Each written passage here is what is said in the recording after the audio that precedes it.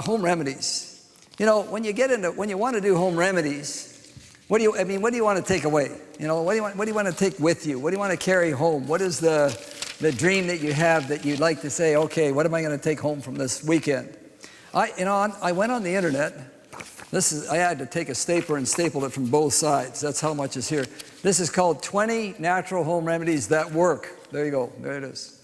I mean, you can do that. The internet, you can go on the internet, you can find pages of home remedies. I thought, why would anybody come to a home remedy seminar? You know, like what would be the point? What would you learn? In here, it tells you that you can, if you got nausea, you can make a ginger tea, put it in ice cube trays, and you can suck the ice cube trays all day long, the ice cubes all day long, so you can handle nausea. If you have sore throat, you can take garlic and whiz it up, and you can gargle garlic. There you go. I mean, we got that. So we got nausea taken care of you. We got sore throat. Oh, this one you're going to love. If you have a repetitive or persistent cough, anybody know what's a good thing for that? Anybody? Nobody? Persistent cough? Chocolate! That's what it says. Chocolate! There you go. Dark chocolate, it says. I said, man, there we go. Let's just get out the chocolate dishes and hand it out. I got a persistent cough. That's why I'm eating chocolate. I got a persistent cough. You may die from the remedy. I don't know. But anyway, it says here, if you have, let's see, aloe vera. If you got a burn, you could use aloe vera. You know, you could have an aloe vera plant, open it up, and put the aloe vera there. So you can get all kinds of remedies. You know, there's just all wealth of it, isn't there? Well, are we going to just take home 20 remedies or 30 remedies or 15 remedies? Or what's the take home, or what's the big picture? And that's what we want to spend time talking about. I was in Winnipeg a couple of years ago doing a team teaching presentation on health. And the Winnipeg church rented this big hotel with chandeliers in it. It was like gorgeous, you know. It was like, you know, you felt like you had, even no matter what you wore, how good it wasn't good enough, that kind of place, you know, like, oh, wow. And they invited the whole town out to talk about health, and they brought a doctor in there, and he was going to talk about health. And everybody is sitting around, hush, hush, talk. What are we going to say? How are we going to present? All this type of thing. The guy I'm working with stood up in front of it, the doctor.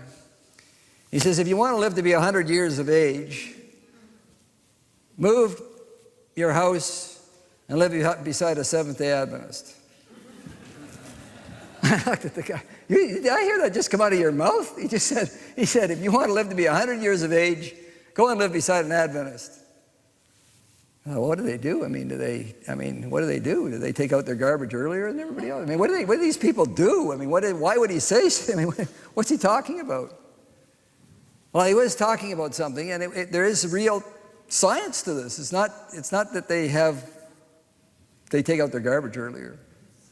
You see, there was a group of people that were studying. There was a couple of people in the National Geographic magazine that were wanting to study out health. And so what they did is they started studying people. They said there's some people on this earth that actually live longer than other people. They just live longer. There's more centenarians. I used to say centurions. And somebody came up after and corrected me. Like, centurions are the guys that carry spear, you know, like they're warriors. There's more centenarians. There's more centenarians in these groups of people than there is on any other group of people on the planet. I mean, there's more 100-year-old people in this group of people than there is on any other group. And so, well, why? Who cares? I mean, I know I have guests that come to our guest house that don't really want to live till tomorrow. They got so many aches and pains, and they're hurting, and they're just like, you know, I don't know if I want to carry on, type of thing. But these centenarians not only live long, but they live well. This is an interesting thing. And so they said, well, what, you know, here's the point. Let me read you this. There's a demographer. These are people that study case studies of groups of people. From the University of Illinois wrote this. After doing 500 studies on people, 50 studies on people, they said this: there is no surgical procedure, vitamin, or antioxidant, hormone, or technique of genetic engineering available today that has been demonstrated the ability to influence aging. In other words, we have found the gas pedal. We just can't find the brake pedal. And everybody in this room can attest to that. We have found the gas pedal. We know how to get older. We just don't know how to stop it from getting older. We haven't figured that out. And we haven't got any technique, any vitamin, and all these things you read, all these magazines.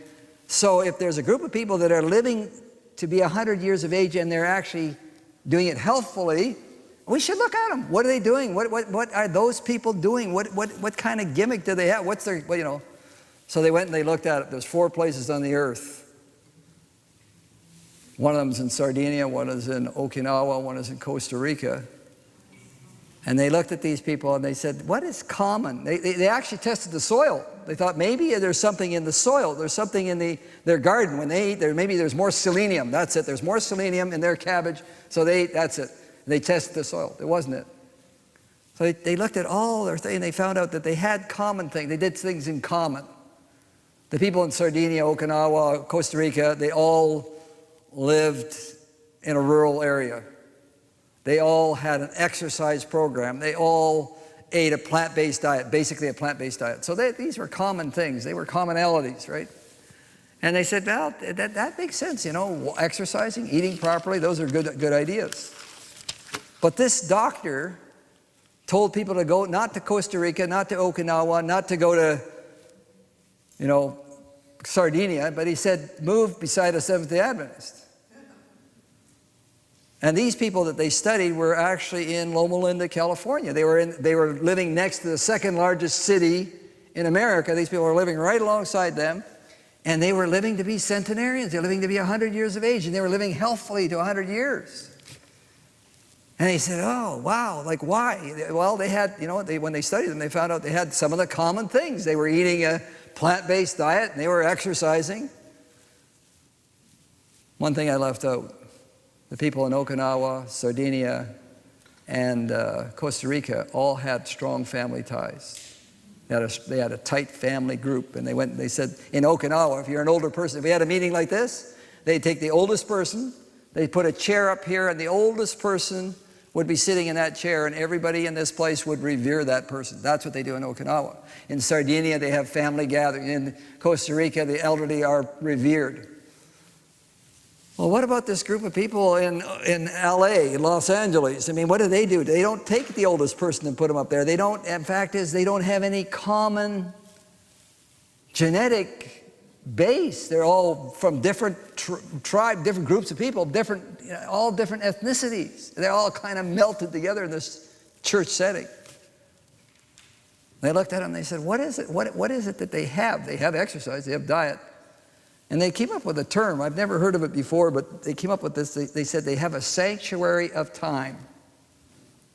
You know what that means? These guys are looking at these people in Los Angeles like they're mice in a cage, right? And they're saying, now, the thing that's interesting about these people is they have this sanctuary of time. What does it mean, a sanctuary of time? Well, what it means is they believe that there's one day in the week that's sacred, that they have to set aside all their work, all their stuff, and they have to spend time together. And so this sanctuary of time makes them kind of unique in the fact that they don't have family ties, but they get stuck together as a church, a group of people, because they got this time on their hands, and so they're all together, they spend time together. Well, that's interesting, because guess what? When we start taking a look at risks for disease, do you know what we find out?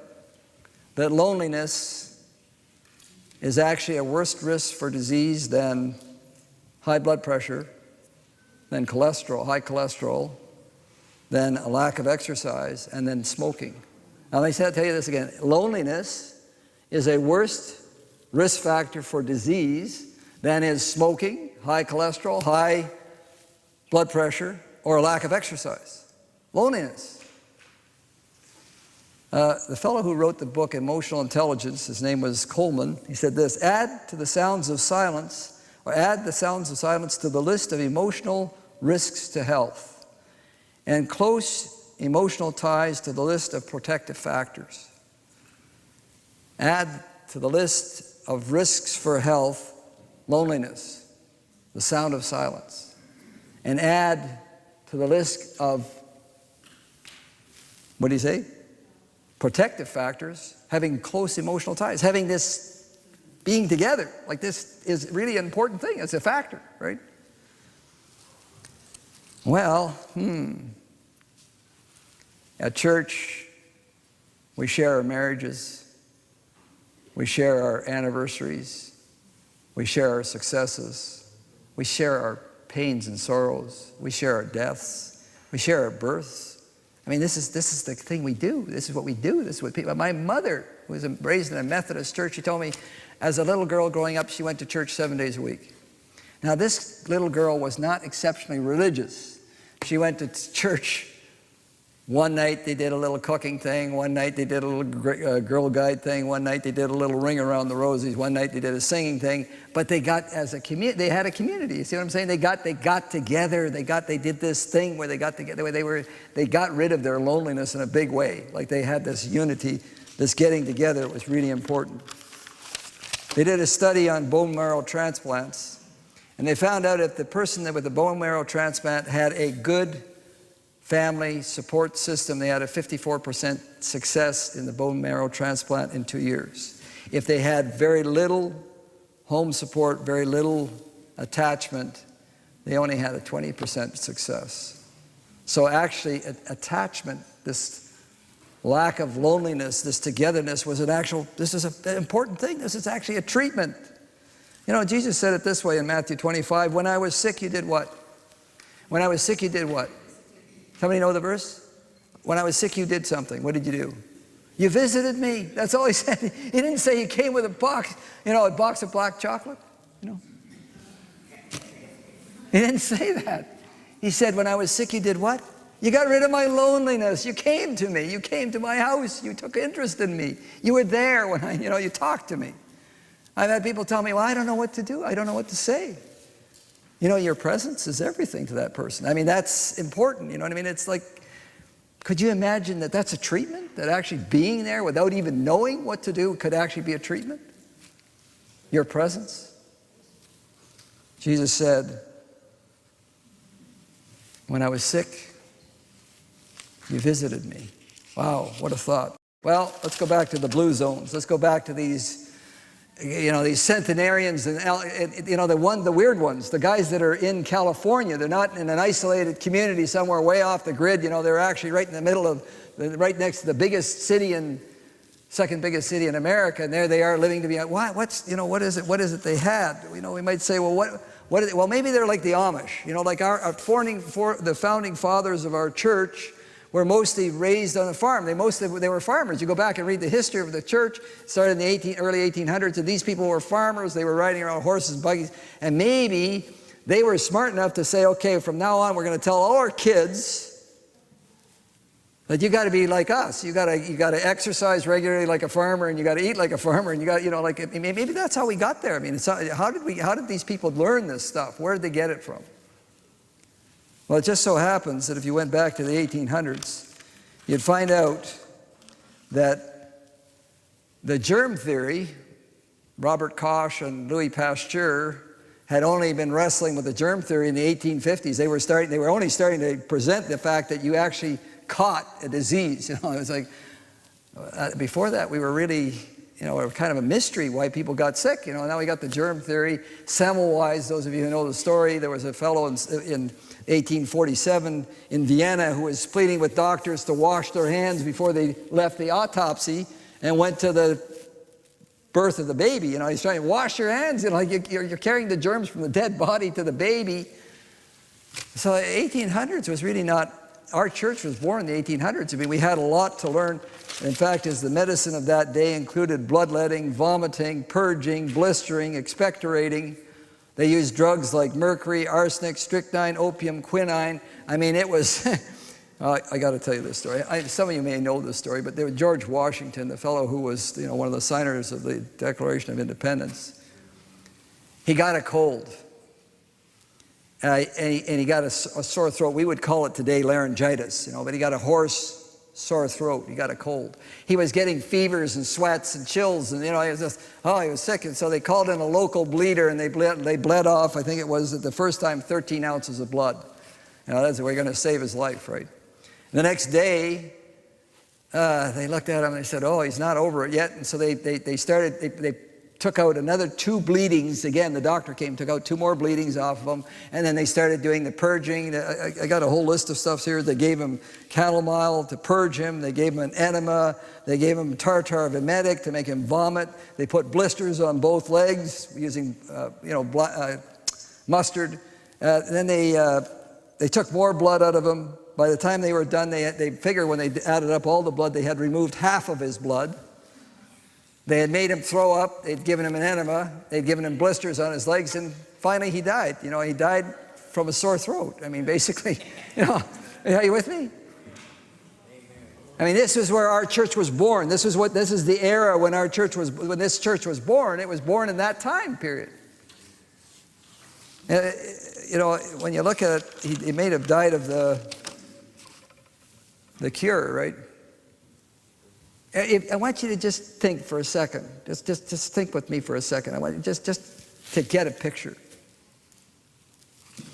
Between the 1800s and 2017, the biggest changes in the life of mankind has taken place in the history of this world. Are you with me? Between 1800 and 2017, the biggest changes in the life, the way we live, has taken place in that time period. Isn't that amazing? These people stuck in Loma Linda, California, that they were studying, represented the biggest change that has ever taken place in the history of mankind, right? Just think of it. In the year 1900, it took 40% of the population to feed the rest of us. It took 40% of the people on a farm to feed the rest of us. You know how much it takes today? 2%. Never have more people been further from the farm in the history of mankind than we are today. Are you with me?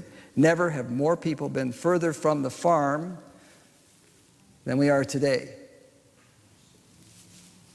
We went from horse and buggy to rocket ships in that time period. And you have to ask yourself the question, how did those 100-year-old Adventists know what to pick out of all the things they should be studying, all the things they should be learning? How did they know? Well, we have one of our pioneers that was inspired. Simple. That's it. It's inspired. And was a prolific writer. Wrote on all kinds of things, but wrote on health. Inspired and wrote all this stuff on health. Many scientists have subsequently studied her writings.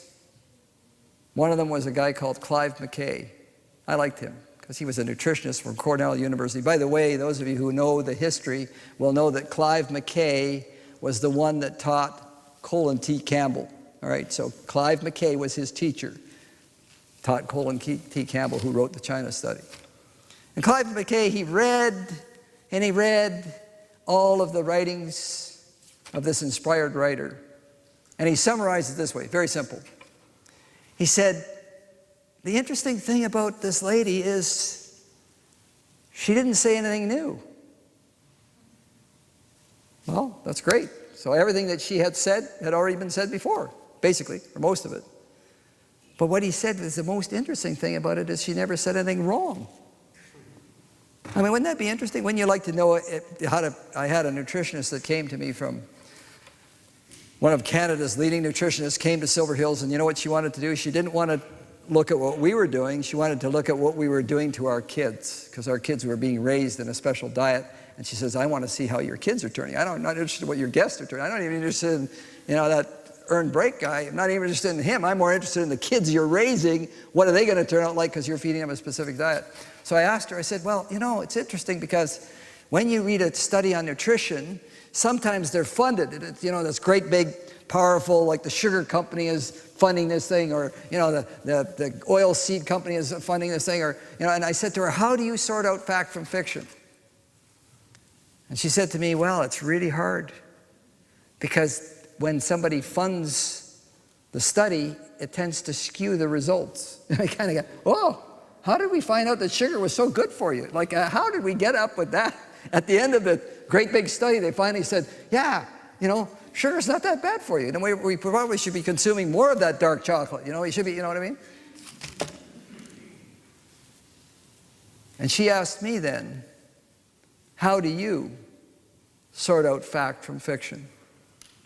Oh, I said, I've got an inspired filter. I got an inspired filter. You throw it at me and I know I just have to put it through the filter, and if it doesn't go through, it just doesn't work. I just know right away it's not going to work.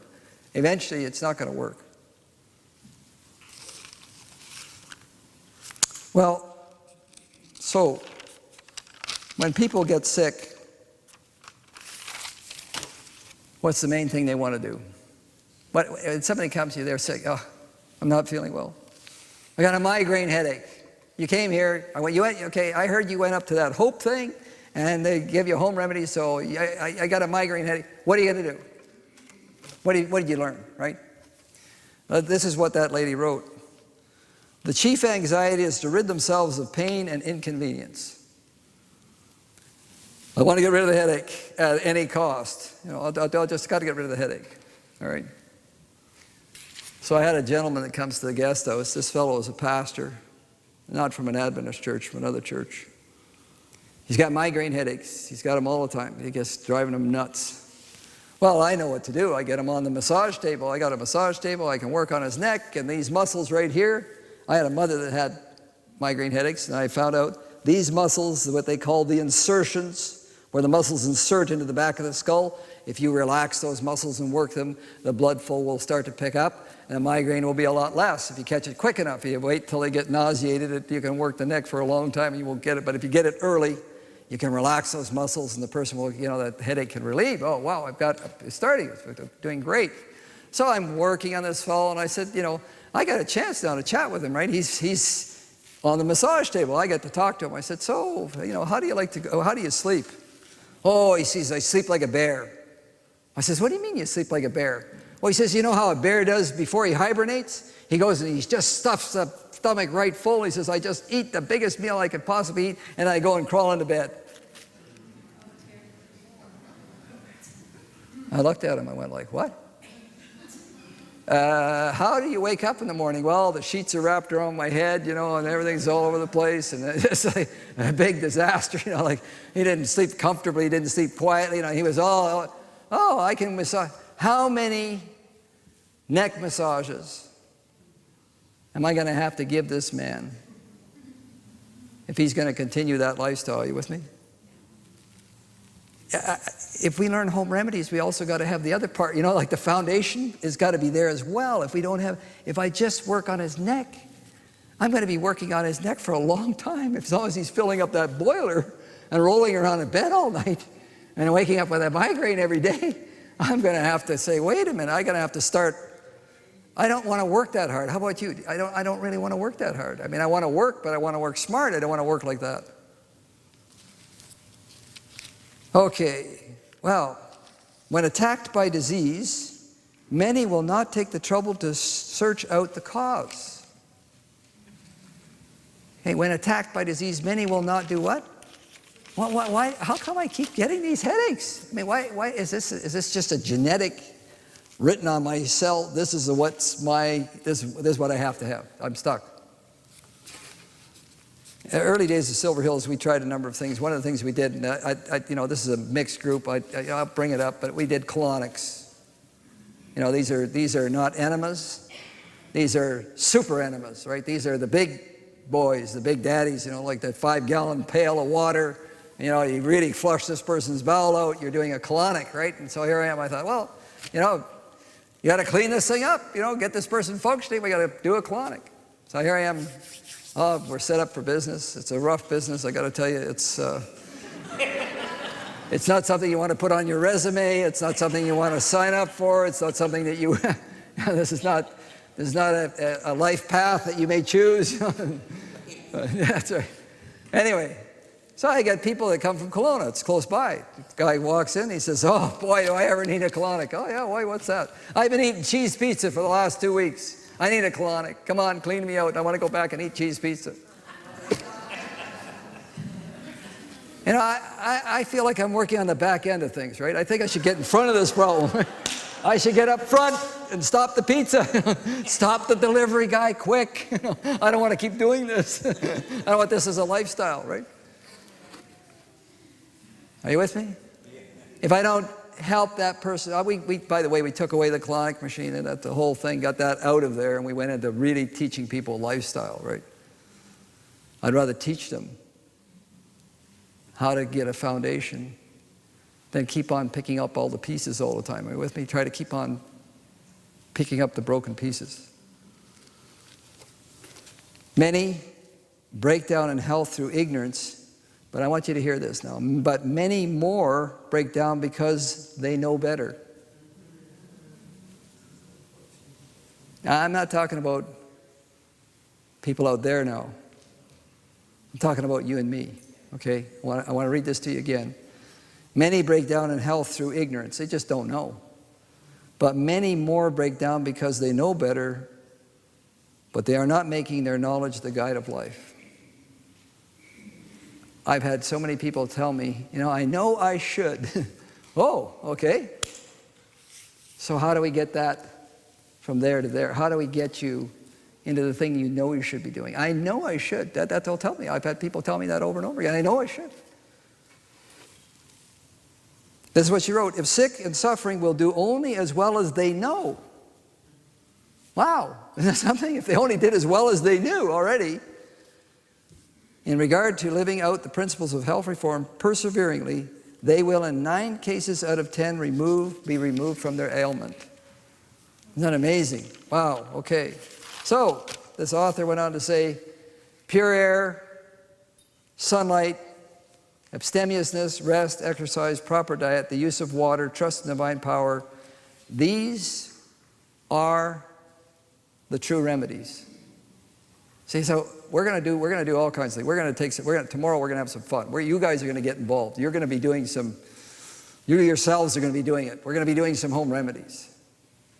But underlying those home remedies, the thing that makes us unique, the thing that we have to offer, the thing that is absolutely the people are dying for, is this, what you've got around this room, right? These are the true remedies. That's exactly what you said. These are the true remedies. The first health guest that we had that came to our house, very first health guest. You folks, you got to realize that the health guest was probably worried about coming there, but there was somebody much more worried. The people were receiving them like, well, okay, we have opened the door, we've put up the shingle, we are running a lifestyle retreat. Oh boy, and here comes a real person. She walked through the door with a suitcase, and you know what came out of her mouth? This is what came right out of her mouth as she crossed the threshold of our door. I hate exercise.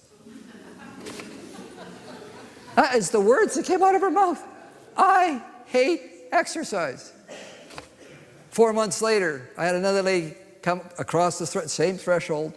Her ears were plugged. Her nose was plugged. You can hardly talk. You can talk like that. And she said, I hate drinking water. I said, come again? I hate drinking water.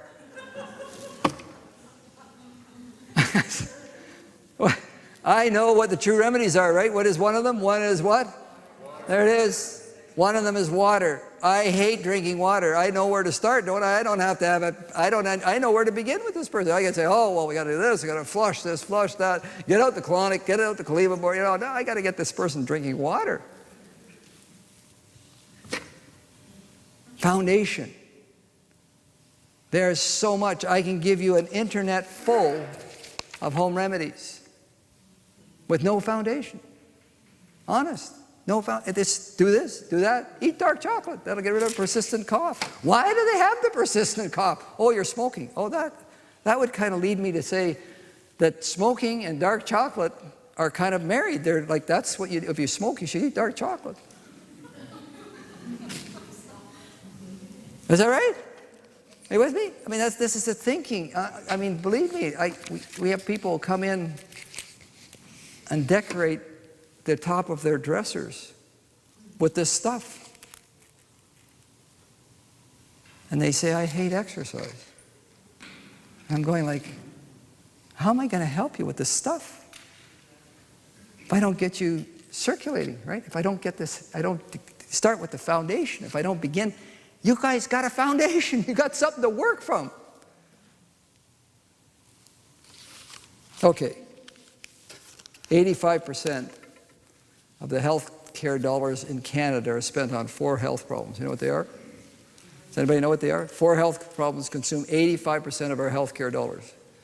Heart disease, cancer, diabetes, COPD. On Sunday morning, we'll be showing you something you can do to help people with COPD. But those are the 4 diseases that are causing 85% of the cost in our health care system. And guess what? Every one of those is a lifestyle problem. Every one of them. It's a lifestyle problem. These people in Southern California, living next to the second biggest city in America, had something. They were given something. It was an inspiration. It was something that was foundational. It's something that we may lose, we may forget, we may think, oh, I've got 5 home remedies I can give somebody. And forget the true remedies. You see what I'm saying? The real true ones. Okay, so we're going to, how are we doing for time? We got a little bit of time? Can we keep going? Okay, here we go. I'm going to talk to you about the best remedy for a minute. Here we go. Here's the best remedy. Walking in all cases where possible is the best remedy for diseased bodies. Here we go. Here it is. Walking in all cases. People have asked me sometimes, they say, well, what kind of remedies do you have at Silver Hills? I don't like to do what Ern Brake did, get up and tell them what Ern Brake told you. You're going to be walking 27 kilometers when you leave here. They look at me like, I'm leaving now. Pick up your... Walking in all cases where possible is the best remedy for diseased bodies. You know, sometimes I attend health programs where I think people think that nutrition is the best remedy for diseased bodies. Do you know that? They are so brilliant on what you should and shouldn't eat. They've got lists of it, you know, all this stuff. And I'll talk to them, how are you doing with a walking program? Oh, I haven't got time. I've been sorting out all these charts. Food combination charts, you know. I've been working on this for years. I got it right down to a science. Is that what the author said? It says right here that what is the best? Walking. I went to Alberta. Oh, this is something. I went to Alberta right after they found out about mad cow disease, right? I'm supposed to be the health educator at this camp meeting. What do they call that camp meeting in Alberta? Oh, what is it? Bowden. Yeah, I'm at Camp Bowden. Oh boy, there's a pack of people there. So the doctor ahead of me, unfortunately, took on prions, you know, the mad cow, the thing that causes mad cow disease, and he got in there and he waxed eloquently. Well, these guys are all beef farmers. I'm looking at them, they're getting madder and madder. By the minute they started popping out of their chairs, arr, arr, arr, you know, I'm going, oh no. We're in trouble. You know, the health message is going down the drain. We're shot. We're done. We're finished. So I got up and I started talking to them about walking. And there wasn't one farmer in that room that didn't think his wife shouldn't walk further, right? Started clapping.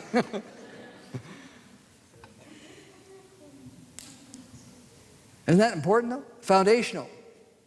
Walking in all cases where possible is the best remedy for diseased bodies, because in this exercise, all the organs are brought into use. That's not where it ends. It goes on to say this: there is no exercise that can take the place of walking. By it, what happens? The circulation of the blood is what? Greatly increased. I mean, the circulation of the blood, everything that you have, the Bible says very clearly, the life is in the blood. Everything that you have, we're going to be showing you how to put your feet in hot water and in cold water and put heating compresses around your neck. We're going to teach you how to move that blood around. You know, oh boy, we're going to move it around, right? But guess what moves it around the best? You have blood that is being produced in the bone marrow of your bone marrow, right? The red blood cells, white blood cells will be right in the depth, right down in the deep. To get that, to actually get that stuff working, we got to get out there and exercise to get that blood down deep, so we can start really getting that body circulated. It's got to be, I have people tell me they exercise. Swedish researchers put 5 healthy young men in bed for 20 days. After 20 days of bed, these are young men, They're in bed for 20 days. Wow, wouldn't you love that? Your assignment is to lay in bed with Netflix for 20 days. There you go. You got to just lay there, and you got to watch this series and that series. You got to lay there and just veg. Oh, wow, why not that? Thanks. Sign me up. 20 days later, they tested their lung function down 27%. They tested their heart ejection rate down 30%. They were testing as middle-aged men after 20 days of bed rest. They were testing as middle-aged men after 20 days of bed rest. I had a guy came to the guest house. He says, I go for a walk every day. Wow, he's an older gentleman. I'm like, oh, well, that's great. And he says, I go for a walk. He says, I do a kilometer a day. I said, well, that's a start. That's not kicking it. A kilometer a day. I said, last winter it was icy. It was winter. It was snow. I said, where do you go for your walks? He said, I don't do winters. I said, you don't do winters? He said, yeah, I haven't walked all winter. I said, wow, these guys are only in bed for 20 days. This guy's a couch potato all winter. The whole winter he didn't walk.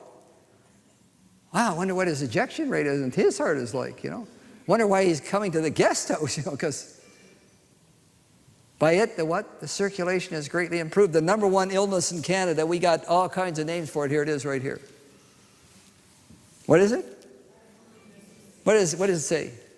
What's hypo mean? What does hypo mean? Low, right? Low. What does kinesius mean?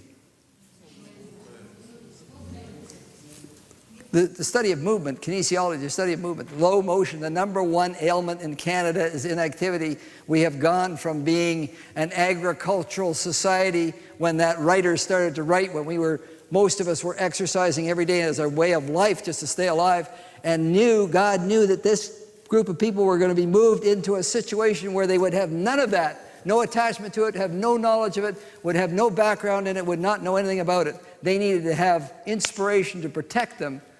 Otherwise, they would have all become a statistic.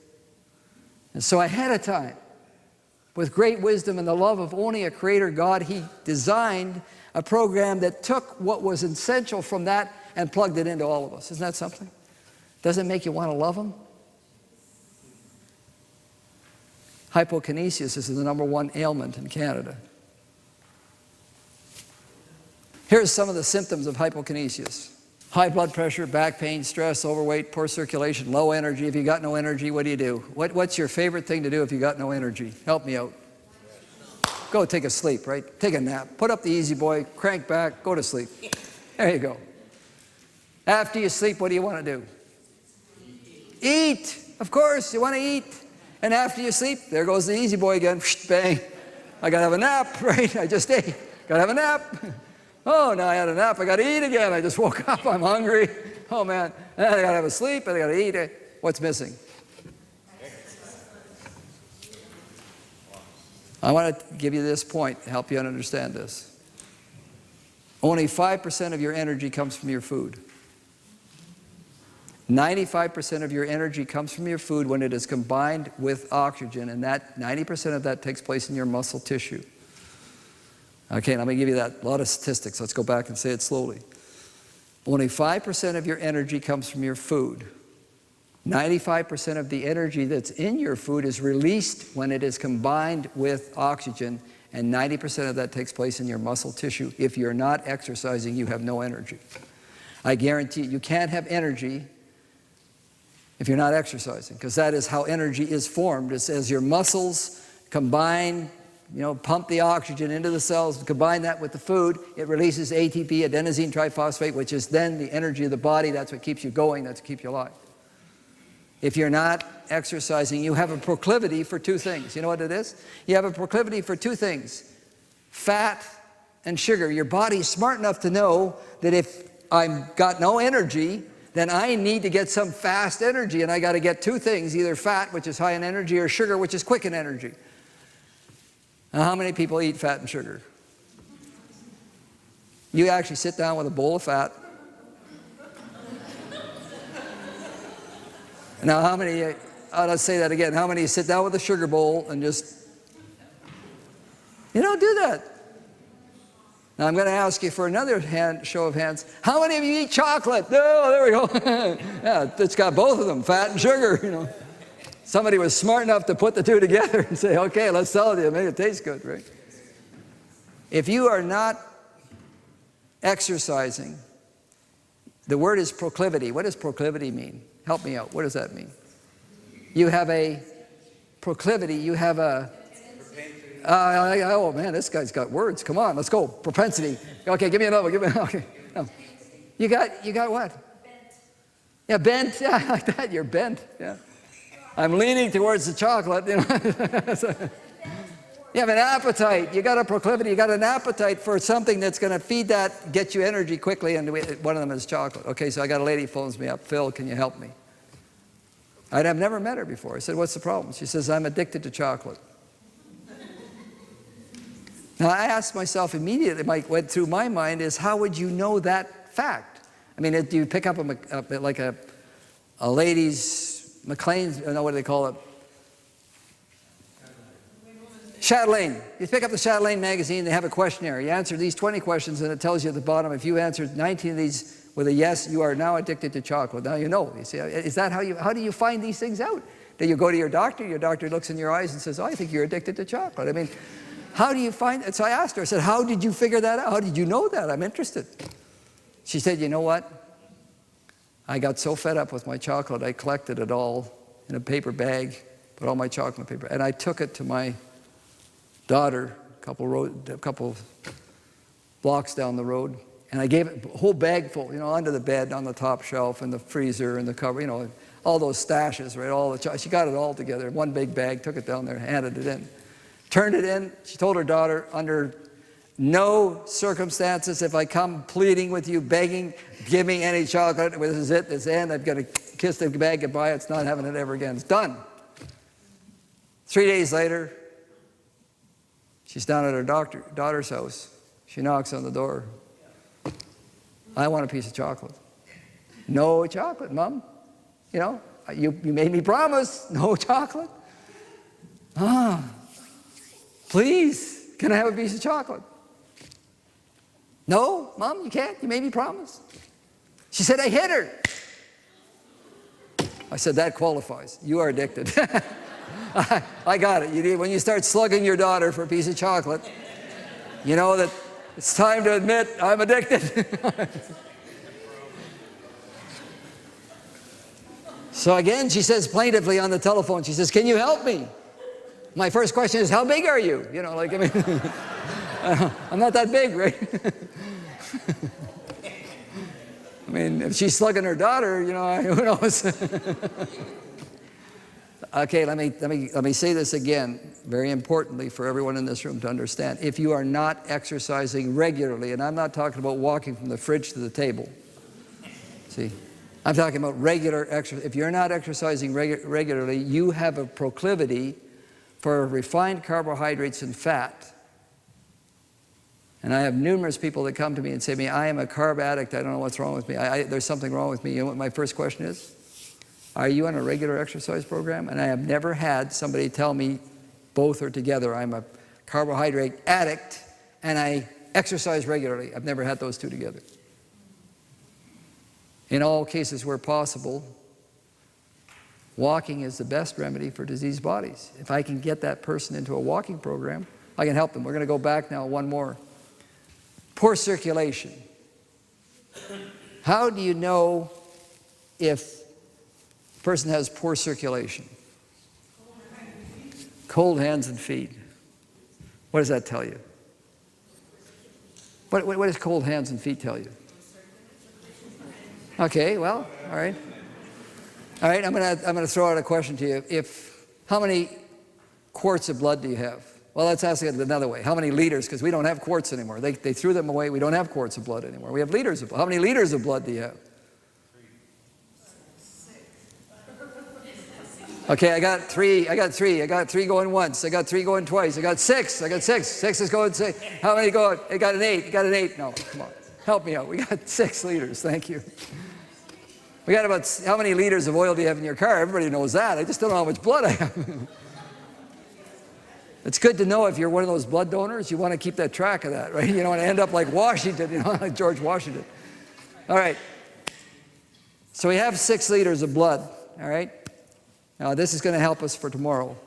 We don't want to get too in depth, but this will help us for tomorrow. We have 6 liters of blood. if you have cold feet, do you have less blood? Do you have 5.5 liters? You still have 6 liters. So where is the blood that was supposed to be in your feet? Where did you put it? I mean, you still got it. Where you got it? Well, the acronym that was taught me was BULB. This is for ladies, by the way. You'll understand why when I say all the words. Brain, lung, uterus, or bladder. Okay? If the blood is not in the feet, if the person's got cold feet, then their blood is congested in one of those areas, brain, lung, uterus, or bladder. Congested means too much. It's actually where it's too much, it's worse than where it's not. Oh, I didn't think of that. I thought the person's problem was cold feet. Well, the person's problem was cold feet, but actually the problem is manifesting itself somewhere else. If I got too much blood in my head, what do I got? What's the problem? We call it what? It's common. Called a headache.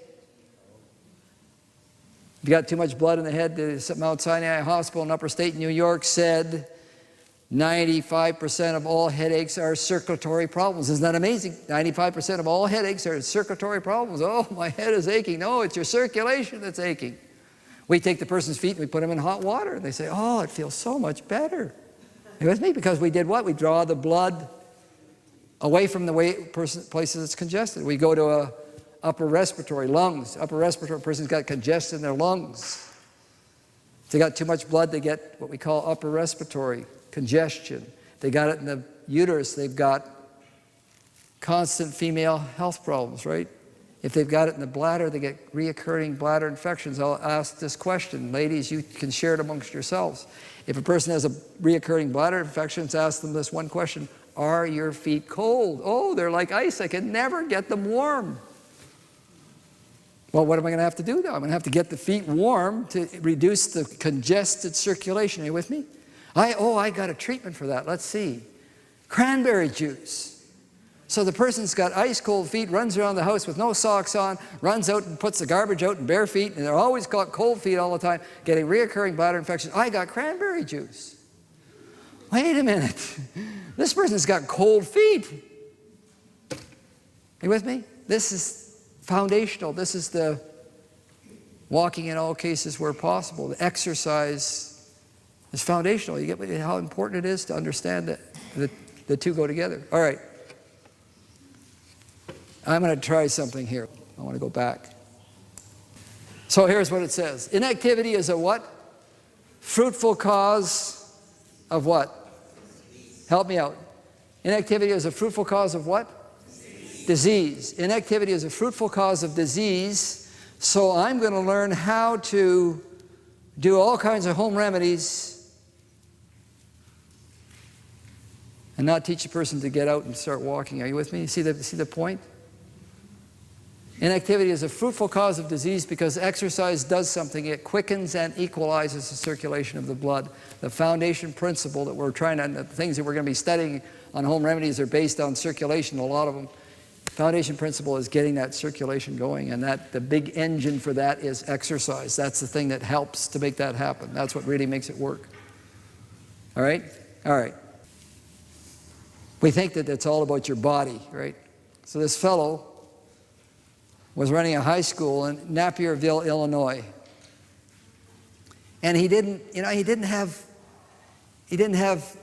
any money. Like, gym teachers actually go to exhibitions where they teach the teachers what kind of equipment they need for their gyms so that they can have, trampolines, and they can have climbing boards, they got all this gear, and they got all this stuff. And he went to one of these things, and he went away disheartened because his school was not rich, didn't have a lot of money. All he could afford was heart monitors that would clamp on the person's arm and tell you their heart rate. That's all he could do. And it would track their heart rate. So he bought 40 of these things, took them back to his high school, and he strapped them on his kids.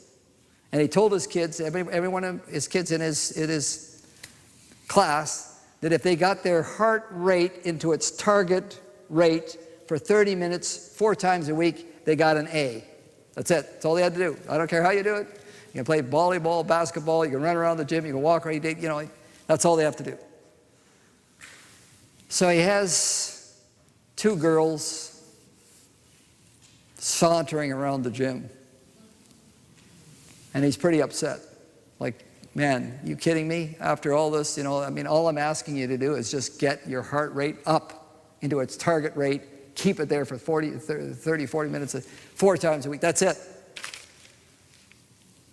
He goes to those girls and he takes off their heart monitor, and they were in such bad shape that walking around the gym was keeping them in their target rate. Isn't that something? They were in their target heart rate just by sauntering around the gym. They were out of shape that bad. The United States, when it goes to the world on science and math, they score 31 and 32. They have 32 countries ahead of them in science and 31 countries ahead of them in math. Except for one place, in Napierville, Illinois, in this place where this guy got them to get their heart rate up to their target rate 3 or 4 times a week. They scored 1 and 2 in the world. They didn't change the math teacher. They didn't change the curriculum.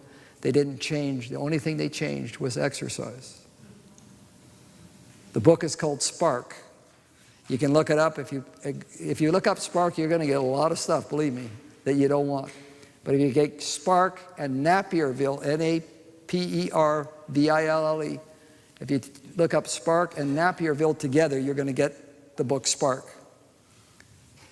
Oh, well, guess what? Now, wait a minute. Oh, that's down in Napierville, Illinois. That's down south of the border. That's Trump land. That's over there.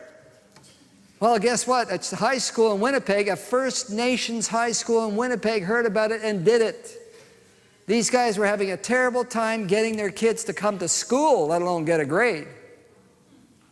But when they started the exercise program and the kids started coming to school, they started having their heads up, they started getting improvements in their grades, and they discovered what I just taught you here, that exercise is the foundation. Walking is, in all cases where possible, the best remedy, not only for sick bodies, but sick minds. Isn't that something? Laura G. had been feeling depressed, lonely, and blah. So a psychiatrist suggested she try the antidepressant Prozac. After months of sessions and no luck with the Prozac, she turned to another psychotherapist, Ozzy Gutang. Laura's moods brightened, her lethargy went away. What do you think caused her to feel so much better? Well, the thing that was, according to Keith Josgard, the thing that helped her was she started a walking program. What Keith Josgard, he wrote the book, Exercise, the Prescription for Anxiety and Depression. He said that exercise is a mind-altering technique that actually changes our brain, the way it works. We increase the production of serotonin, norepinephrine, and dopamine by exercise. Just by walking, we increase the neurotransmitters that we target with antidepressants. Isn't that amazing? So we've been talking about the body, circulation. We've been talking now about the intellect. And now we're starting to talk about the emotions, depression. And then exercise actually makes you produce more norepinephrine, more dopamine, and more serotonin. The very things that we're targeting with antidepressants. Now let me read it to you. Okay, National Institutes of Health. 1,900 healthy people, women who only exercised occasionally, had twice the risk of developing a major depression as those who exercised moderately several times a week. How much? Twice at risk as those who exercise moderately several times a week. Duke University, 3 times a week, 30 minutes, reduced depression as good as an antidepressant. Let me read that again. Just simply 3 times a week, 30 minutes, reduced depression as good as an antidepressant. Duke University. Exercise increases the healthy cholesterol. It decreases blood pressure, improves insulin sensitivity, strengthens the bones, controls the weight. The Dutch did it. Finland did it. This author just simply said, in all cases where possible, exercise is the best remedy. Isn't that something? So we're going to start with that. That's the beginning, foundational, right? Okay. I want to tell you about one other thing when it comes to depression. See, when you start a guest house, You need something. What do you think you need when you start a guest house? What's the thing that you would say if you were somebody was to sit here and say tonight, we want to start a guest house? What would you say you need? What would be the foundational thing you would need? Help me out. Speak up hard, loud. Beds? Yeah, okay. But I mean, you want to start. You don't even have the beds. You don't have the building. You just want to start. What are you going to have? You're going to have something to start with. What are you going to have? Money. That's right. You need money. We have a dream. We want to start a guest house at Silver Hills. We don't have any money. We're out at the end of a road. We're 17 miles from the nearest stop sign. I mean, how are we going to get any money out there? We're poor. We're destitute. A neighbor asked me to build him a barn with a woodshed, so I built that for him. I had a little woodshed garage thing, and he asked me to build him a hobby barn, so we built him a hobby barn. Then he said he'd like us to build him a house. Wow, that's how you make money. You make money building houses. That's the way you make money. Oh, we're going to make money now. We're going to be able to start the guest house. We're dreaming about starting. We're going to start a guest house. So we took the plans. It was for his son. He wanted us to build a house. We took the plans and we looked them over. And we wrote a detailed materials list of everything on those plans. Wow. And then we phoned all the suppliers and wrote down detailed amounts beside each item. We totaled it up. We took the plan with the total to the man, and we presented it to him. And he liked what we presented. He signed the plan, we signed the plan, here we are, we're going to make money. Wow, we're going to make money. This is a fantastic idea. This was 1984. There's many of you who aren't that old, I can tell you're much younger than that. But anyway, some of you were around at that time. And what we had the day after we signed the plan was what's called galloping inflation. And actually what happened is everything that we had signed for went up 30 to 35% in one night. It was galloping inflation. It wasn't a little inflation, it was galloping inflation. Some people lost their shirts. Well, we had signed a plan. We are a Christian organization. We are going to stand behind what we said. We are going to work for free for an entire year and a half and build this man his house for free. Well, we had been working for free for years. It was nothing new. It's just we're doing it over at the neighbor's place, right? We're doing the same thing. Go, let's do it. But this guy had a big fist and he shook it in everybody's face that worked for me. Everybody quit. They walked off the job. They wouldn't finish the job. They wouldn't do the job. They quit. They wouldn't work. They give up. I had people throwing their tools off of a sun deck into their pickup and driving away and saying, I'll never work for that person, ever. Well, we had a responsibility. We're neighbors, right? We have to finish this. I spent a year and a half working in a situation of abuse like I couldn't describe to anyone. I didn't know what that would do. I kind of had an idea it wasn't a good idea, but I didn't know how bad it was a bad idea. A year and a half later, I was a wreck. We finished the house, by the way, and it was nicely finished. People really loved it, but I was a wreck. I wasn't sleeping anymore. I really didn't care if I ate. I didn't even really care if I lived. I was suicidal. I was actually thinking every time a logging truck came by that it would actually be easier to just drive into it and say, that's it, like I'm done, right? I was kind of worried about the guy's truck because I knew he'd have to get it fixed and everything, but I didn't want to wreck his truck, but I knew he would live, I wouldn't. I was a mess. Every morning I like to have devotion. When you have your morning devotion, you know how you like to read this paragraph and savor the thought, and then read the next paragraph and savor that thought and add the two together, and you got a string of thoughts. The trouble was that when you're a wreck, you can't read, because when I read this paragraph, I couldn't retain the words in that paragraph to the next one, so that every sentence was a new thought. It was all new thoughts. Every one of them was just like, it was like impossible to read. And I couldn't remember well enough to pray properly. So I'd be praying, and I'd pray for my wife, and I'd pray for my kids, and I'd pray for my wife, and I'd pray for my kids. I just got into this circle, right? Wasn't going anywhere. And I thought one day, you know what? I'm going to get a piece of paper with lines on it, and I'm going to write down on my prayer list, like a shopping list, my wife's name, my children's name individually, every item that I have to pray about, I'm going to pray about, and I'm going to move my finger down it, and then when I get to the end of it, I know I'm done, right? I'm done my prayer. That makes sense, because I'm not making any sense. I'm cyclical thinking, right? One morning, I'm sitting there looking across the room at my work boots. And see, I bought my work boots at a second-hand store because that's the best place to buy work boots when you do the kind of work. We work on a farm, we pour cement, we do painting, we do all kinds of dirty work. We wreck work boots. You can't afford to buy decent work boots when you're going to wreck them like that. That's the excuse. The real excuse is we just didn't have the money, right? So we went to the second-hand store, and I had bought a really good pair of work boots that were beautiful. They were Red Wings. They were absolutely fabulous. They had all the bells and whistles at a second-hand store. I bought it. The only thing was they were a little tight. And every day, I would look at those work boots as long as I possibly could. I'd wait to put them on, and as soon as I got off work, I got them off, like they were hurting me, right? And I remember looking across the room in that condition, and I wrote on my prayer list, work boots.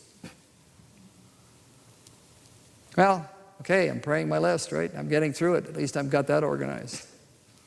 My wife and I are going to town 3 weeks later, and I said to her, I'm going to go to the second-hand store, and I'm going to look for another pair of work boots. She said to me, why don't you go to Workwear World? Honey, I have never seen a pair of work boots at Workwear World on sale. They don't sell them on sale. They're way high priced. She says, I'm going to the bank. Well, I'm going to tell you what, gentlemen in this room, I know one thing. When my wife makes a suggestion, as sick as I was, it always seems to work out better when I follow the suggestion. I don't know why. It just seems to, somehow, it just works out better. Just follow the suggestion. It's not hard. Walk down to Workwear World. So I did. There they were, double leather, triple stitch, Kaufman's, $79.95. That was back a few years, you could tell. $79.95. I'm not going to buy them. Throw them down in the bin. I could go back and tell her, see, honey? On the wall, there's a piece of cardboard across the store that says $9.99. $9.99? They don't sell T-shirts in here for $9.99. What's for $9.99 in here? I'm going to go look. I'm curious, right? I'm going to go over here. Here they are, double leather, triple stitch, the exact name. They were Kaufman's, the same name brand, the same color, the same size, the same everything, identical to the ones that are $79.95. Now, I know, you know, it is not possible to have the same product in the same store with two opposite prices, $80 and $9, $10. You can't have that. Can't happen. Because I can take it out of that bin and say, I just took it off that shelf. I want the price, right? Well, and I asked the lady, what's wrong? You got two left feet, or is there no steel shank? Did you forget to glue them? Are they going to fall apart when they get wet? What's wrong with these boots? You know what she told me? She says, we bought a whole bunch of 7.5s, and workmen don't have size 7.5 shoes. I got two with me. I gave her $20. She gave me change. She gave me change. I was going to go to the second-hand store and buy a pair of boots for $20. I'm walking towards my wife with a face. I'm smiling like it's going to break. She's looking at me, now what's wrong? And I'm like, he can't eat, he can't sleep, he can't think, he can't do anything. He's a wreck, and now he's smiling about it. Like, what's wrong with you?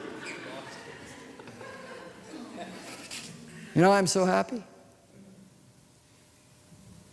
Because there's only one being in the universe that knew I put work boots on my prayer list. That lady in the store didn't know it. My wife didn't know it. There's only one being in the universe that knew it, that was important to me to have a pair of work boots. That was cheap. That was he knew that. And he just told me he loved me. Oh man, do you think I needed that? Man, I needed that. You know, when people love each other, my wife, can you imagine? I opened my lunchbox on a work site, and she stuck a heart in there. I don't want anybody to see this. All these tough workmen, they look at see a heart in my lunchbox? What kind of goofball are you? Sometimes she wakes up, you know, and she finds that the lipstick, somebody put a heart on the mirror, you know, like, doesn't he know how much work it takes to get that off of there? When people love each other, what do? They show it. God says he loves us. He's trying to show us. Sometimes we lose track of it, don't we? We lose track of the fact that he really loves us. For me, it was a prayer list. And I want to tell you what, that pair of work boots is the reason why Silver Hills is there today. Because we found out that you actually have to ask him for things. And when you're specific, he specifically gives you what you ask for. It's amazing. He tells you, gives you, you want a white Datsun King Cab pickup. Really? A white one? Okay, here's a white one. Really? White? He loves us, doesn't he? He really does. He loves us. What's the number one reason people don't exercise? That's it. Thank you very much. A lack of time. Okay? If you ask anybody in this room why they don't exercise, I am too busy to exercise, okay? Now let me tell you this study that was done. While they're passing these out to you, I'm going to tell you the study. They did a study on businessmen. These are guys that are working 60 plus hours a week in business.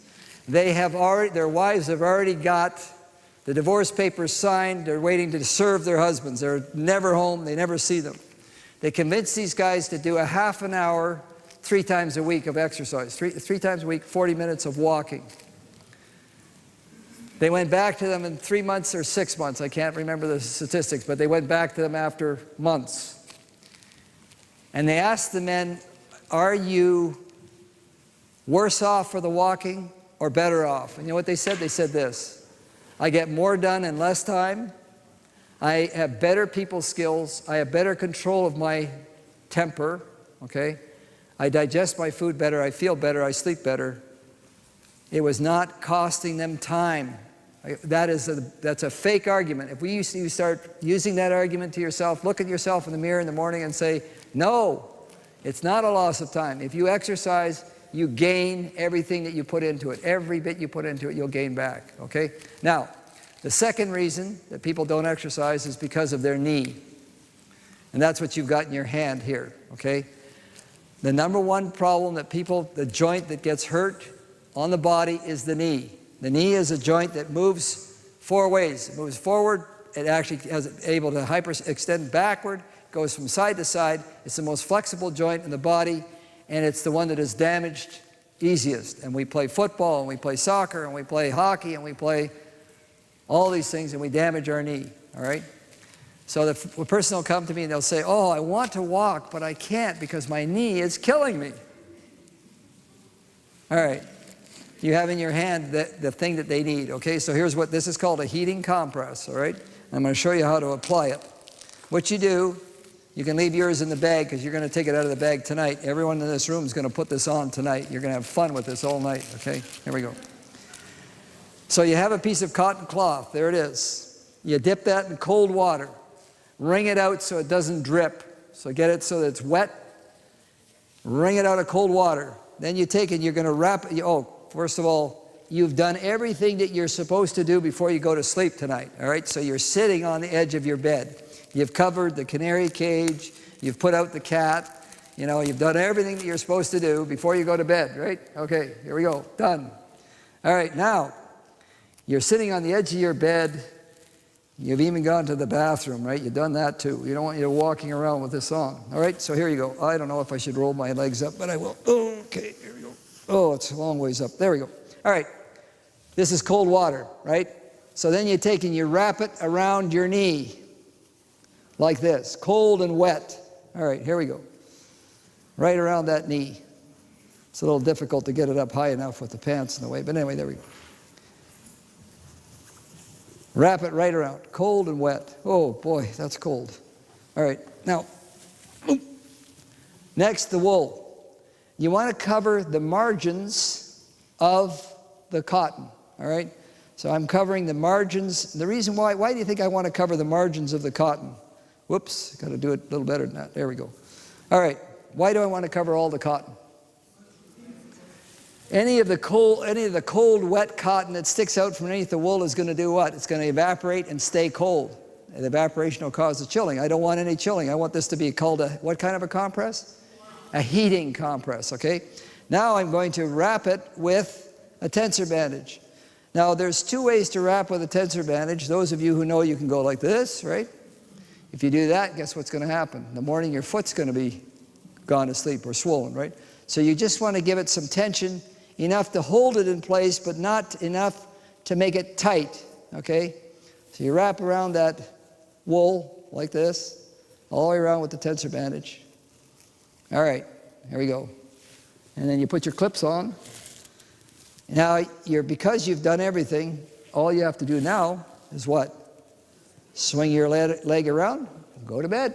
There you are. Every one of you is going to try this thing. We're going to talk to you tomorrow about how you felt, how you did it, all right? Now, let's talk about the physiology. What's going on here? The cold, wet is going to do what? Body's going to do what? It's going to bring what? Blood, right? Then it's going to, when it brings the blood, it brings too much. Warms it up too much. It gets too much blood there. What's all this blood doing here? So it sends it away. Oh, it's still cold and wet. Brings it back. Sends it away. Brings it back. I'm exercising your knee while you're fast asleep. Isn't that amazing? It's actually, I'm taking you for a walk and you're going nowhere. You're having a good nap. There's another problem is that the knee has in it a capsule. And one physiotherapist told me what happens if a person has damaged that capsule. During the day, as long as they're walking, they're pumping the fluid out of it. When they go to bed at night and they go to sleep, try to go to sleep, the fluid goes in and it swells that capsule and it's painful. They're rolling around in bed trying to put it here or trying to put it there, put a pillow under it, put a, this and that and the other. They are getting up and down and they're not resting. But when you put this on, it's causing this to take place all night long, see? And so what it's doing is it's removing that built up fluid and that person's sleeping. They're going, now I do this with lots of guests. I have people that have two knees that are bothering them. I say, I'll give you one. I'm not going to give you two. I want you to put it on the worst knee. You know what happens?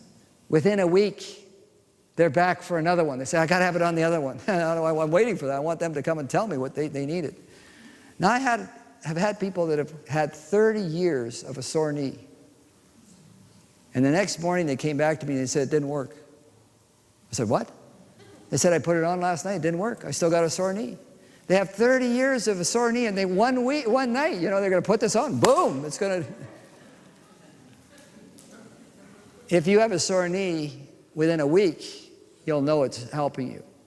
But I'm not going to say tonight, you're going to say, oh, I jumped out of bed, it was well. All right? So try it. Please, every one of you put it on your knee tonight. Now, if you have a sore ankle or a sore golf elbow, we won't point around at anybody, but if you have a sore golf elbow, you can wrap something else if you want. But everyone that goes to bed tonight, please put this on. Have a good sleep. We'll see you tomorrow morning. Thank you. Hands up, put the knee wrap on. Anybody have a story to tell? Yes. Nothing? Yes, go ahead, tell me.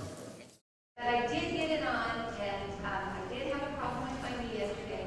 And this morning I find no problem going up and down the stairs. Amen. Thank you very much. Very good. Anyone else? Put it on their knee? Yes. I notice when I come up the stairs, most of the time my knee hurts. And even when I go walk, it hurts. And this morning, I could run up the stairs. Okay, so this lady said, if you didn't hear her, she said she has a hard time climbing stairs, and it hurts when she walks on it. This morning, it didn't hurt when she walked up the stairs or when she walked on it this morning. Now, just one little story I want to tell you before we get too excited. And that is this, that Dr. Kellogg said that doing what we're doing is called administering therapeutic blows. And he likened it to cracking a rock. So in other words, he said, in his day, when they used to crack a rock, what they do, took a big hammer and they hit it. So a stonemason would take the hammer and he would hit the rock and nothing happens. And he hits the rock and nothing happens. He hits the rock, nothing happens. And the person looking on says, give up, quit hitting the rock. But he keeps it up, and sooner or later that rock cracks because he knows it's going to crack, and it pops open and you see this beautiful face inside, right? And he said, doing what you're doing, putting that on your knee, some people get a benefit right away a little bit. But if they keep it up, keep it up, keep it up, what you're working with is your circulatory system, and you're actually teaching it a new pathway. You're teaching it to work differently. And that's exactly what's going to happen. So it takes time. You keep doing it, you just have to. Now, I did leave out something last night, and I went to bed, and I thought I don't have time to go and knock on everybody's door and tell them this, what I forgot to tell you. And that is when you take it off in the morning, you take a face cloth, dip it in cold water, and rub that whole area with cold water, and then dry it off thoroughly, okay?